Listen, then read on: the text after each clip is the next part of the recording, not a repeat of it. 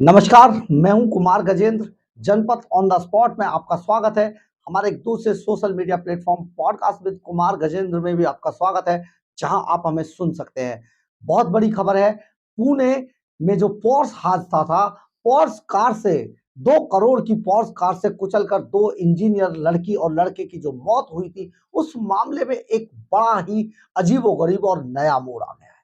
2 दिन बाद ये केस किस तरीके से पलट रहा है, पुलिस और जो वहां का प्रशासन है वो मिलकर, एमएलए साहब है वो मिलकर किस तरीके से इस पूरे मामले में खेल करने में जुटे हुए हैं, वो बड़ा देखने वाला और हैरान करने वाला है। दरअसल है क्या कि पुलिस की भी पोल खुल गई है, इसलिए पुलिस भी किसी भी तरीके से इस मामले को लपेट कर कुछ ना कुछ गड़बड़ करने वाली है, क्योंकि जज साहब ने 2 लोगों की जिंदगी की एवज में मात्र 300 वर्ड के एस्से को लिखवा कर इस आरोपी को, जो आगे चलकर एक बड़ा क्रिमिनल बनने वाला है, उसको जेल से छुड़वा दिया था। तो जब ये विवाद बढ़ गया, जब ये सोशल मीडिया में चीजें वायरल हो गई, तो जज साहब भी हैरान रह गए। अब अपनी इज्जत को कैसे बचाया जाए, ये नाक का सवाल हो गया। और नाक का सवाल इसलिए भी हो गया क्योंकि जिस लड़के ने इस वारदात को अंजाम दिया, जो 90 मिनट के अंदर 48,000 रुपए खर्च करके रेस्टोरेंट में, बार में शराब पीकर 2 करोड़ की गाड़ी से जा रहा था और 2 लोगों की जिंदगी उसके लिए कुछ नहीं थी। इस सारे मामले में जिस तरीके से पूरा घटनाक्रम हुआ, और इस घटनाक्रम के बाद पुलिस ने अपनी जान बचाने के लिए जो बिल्डर है, जिसका वो बेटा है विशाल, उसको अरेस्ट कर लिया। ये एक बड़ा, करीब 601 करोड़ की कंपनी का मालिक है विशाल। पुलिस ने पूरा, पुलिस को, महकमे को खरीद लिया, सब कुछ खरीद लिया गया इस मामले में। लेकिन लड़का एक बार फिर अंदर गया।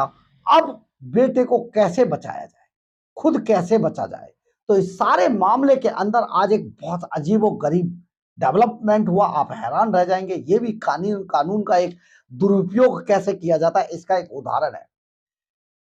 आज उस मामले में विशाल का, यानी कि इस परिवार का एक ड्राइवर सामने आया और पूरा आरोप उसने अपने ऊपर ले लिया। सारे सीसीटीवी फुटेज हैं जिसमें लड़के की पिटाई की जा रही है। वो लड़के हैं, बार के अंदर जाते हुए, बाहर से बाहर निकलते हुए, कहीं पर ड्राइवर नहीं है, लेकिन ड्राइवर सामने आ गया और पुलिस ने भी ड्राइवर को गिरफ्तार कर लिया है। अब ड्राइवर साहब ने सारा केस जो एक्सीडेंट का है उसे अपने ऊपर ले लिया है, और जब अपने ऊपर ले लिया है तो अब पुलिस बेचारी क्या करे। ये 601 करोड़ की जो कंपनी है बिल्डर की, उसकी करामात है, उसके जो संबंध है छोटा राजन से लेके एमएलए तक, जो उसके महाराष्ट्र के अंदर, पुणे के अंदर जो संबंध है, ये उसका कमाल है। लेकिन सबसे बड़ा कमाल है हमारे कानून का। अगर वहां पर एक भी ईमानदार पुलिस अफसर बैठा होता तो शायद इस काम को कभी नहीं होने देता, क्योंकि ये एक बहुत ही गंभीर मामला था। दिल्ली के अंदर एक ऐसा ही हादसा मेरी क्राइम रिपोर्टिंग के दौरान हुआ था। हिंदू कॉलेज के अंदर एक मानसिक रूप से विक्षिप्त एक लड़की के साथ गैंगरेप हुआ। उस गैंगरेप में 3 लोगों को अरेस्ट किया गया था, 2 लोगों को छोड़ दिया था। और इसमें मैं आपको ये नहीं, किसी का नाम नहीं ले रहा हूं, लेकिन इसमें एक डीसीपी साहब तक पैसा चढ़ाया गया था। मैंने उसमें खुलासा किया, लगातार खबरें लिखी, और लास्ट में उन 2 लोगों को भी गिरफ्तार कराया जो इसमें पैसे के दम पर बच गए थे। लेकिन उसमें सबसे महत्वपूर्ण जो एक बात हुई वो ये थी, जो मुझे आज भी बहुत याद है। वहां पर डीसीपी और अन्य अफसरों के दबाव में एसएचओ प्रेशर में आ गया। मॉरिस नगर के थाने के अंदर एसएचओ प्रेशर में आ गया। ये यूनिवर्सिटी का थाना लगता है। और एसएचओ ने किसी तरीके से इस पूरे मामले को लाग लपेट शुरू कर दी और इसको दबाया जाने लगा। तभी वहां पर एक एडिशनल एसएचओ हुआ करते थे, मेरे बड़े अच्छे दोस्त थे। उन्होंने मुझे बड़े गुपचुप तरीके से एक खबर बुलाकर दी। उन्होंने कहा, यार गैंग रेप हो गया, मेरी आत्मा झकझोर के रख दी है, विक्षिप्त है, क्या करूं। इसमें 2 लोग बच गए, सारा मामला 3 पे डाल दिया। मैंने उनसे वो पूरी खबर ली और अगले दिन हेडलाइन थी। उसके बाद दिल्ली के अंदर बवाल मच गया और अंत ये हुआ कि लास्ट में उन दोनों को भी अंदर जाना। ये कानून का मजाक उड़ाया जाता है कई बार। कानून के जो रखवाले होते हैं वही ऐसा काम करते हैं। तो पुणे पुलिस ने जिस तरीके की ये हरकत की है और आज ड्राइवर को भी अरेस्ट दिखा दिया है, बहुत बड़ा अपने आप में मामला है। लेकिन कानून आगे किस तरीके से क्या मोड़ लेगा अभी कुछ समझ नहीं आ रहा है। परंतु जिनके घर का दो चिराग बुझ गए, दो होनहार बच्चे चले गए इस दुनिया से, ये बहुत दुखद है। कानून के रखवालों के लिए जरूर ऐसी गाइडलाइन बनानी पड़ेगी ताकि कोई इस तरीके का कुकृत्य को अंजाम ना दे पाए।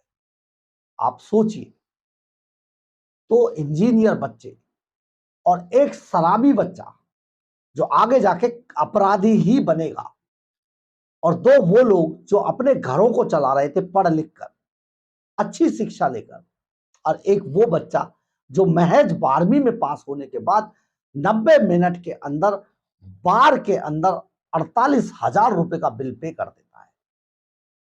यानी कि इस आदमी ने 1 सेकंड के अंदर 2 करोड़ की गाड़ी में बैठकर दो घरों के चिराग बुझा दिए और आज कानून का खेल खेला जा रहा है। बहुत शर्मनाक है। इस देश में कई चीजों को बदले जाने की बहुत आवश्यकता है, क्योंकि अगर बदला नहीं गया तो ये दुनिया कोई और शेप ले लेगी, हमारा देश किसी और तरफ चला जाएगा।